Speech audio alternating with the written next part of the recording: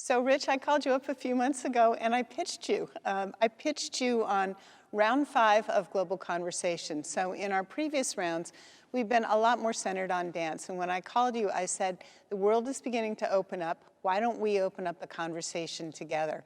And you were crazy enough to say yes. The Auditorium Theater is thrilled to partner with you, Liza, and the Dance Data Project. Could you tell us a little bit about Global Conversations and Dance Data Project? Sure, be happy to. Rich, thanks for hosting us in this absolutely spectacular venue. Dance Data Project was something that I started about 5 years ago to look at the lack of gender equity in ballet. And most folks, when they think of ballet, think of women and they think of little girls. But what most people don't realize is that although girls can outnumber boys up to 20-to-1 in ballet class, when you look at the upper levels, when you look at those really rich, yummy commissions that people think of like Swan Lake, et cetera, almost all of those commissions are given to men.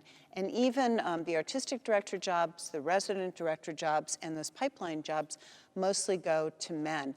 So we decided to start looking at year to year how things are going. Who's getting commissioned? Are they getting repeat commissions? And are things changing?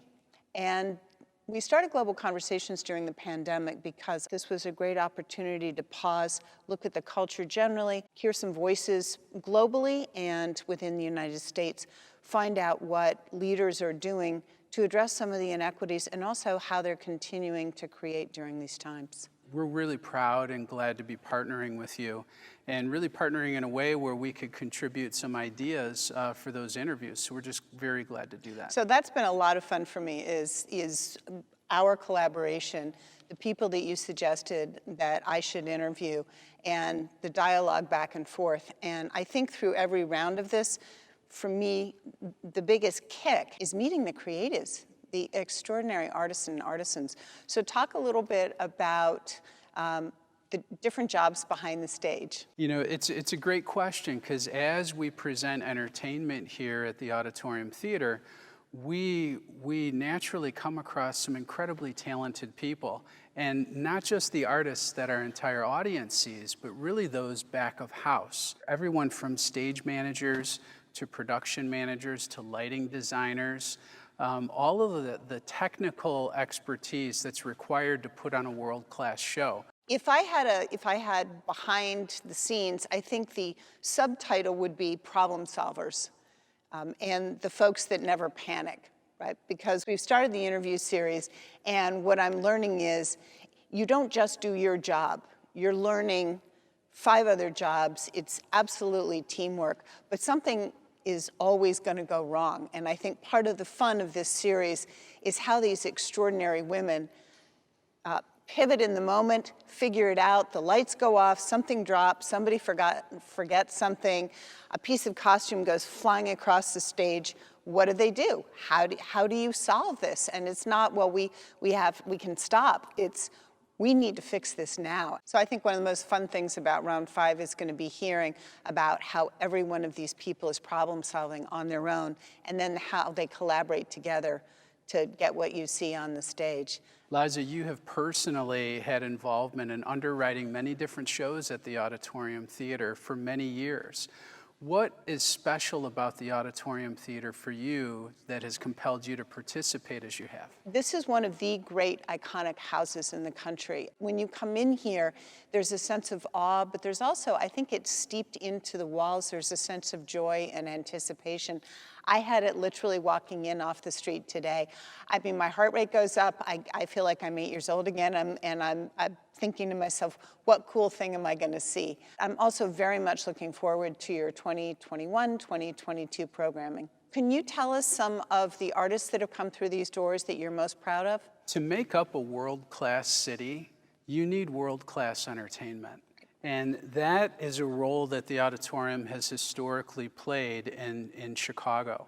It's every dance company that you could imagine, from New York City Ballet to American Ballet Theater to the Bolshoi Ballet to the Kirov Ballet. But we've also presented incredibly amazing local talent as part of our Made in Chicago series. That includes Ensemble Espanol, Trinity Irish Dance, deeply rooted dance company, as well as Giordano Dance Company. So being able to present that great variety of talent, both on the world stage and the local stage, is just such an honor to be able to do here in Chicago. I think of this place and so many other venues throughout the United States as sort of keepers of the cultural flame, right? Which is why it's so important that you're back, you're coming back, you're open.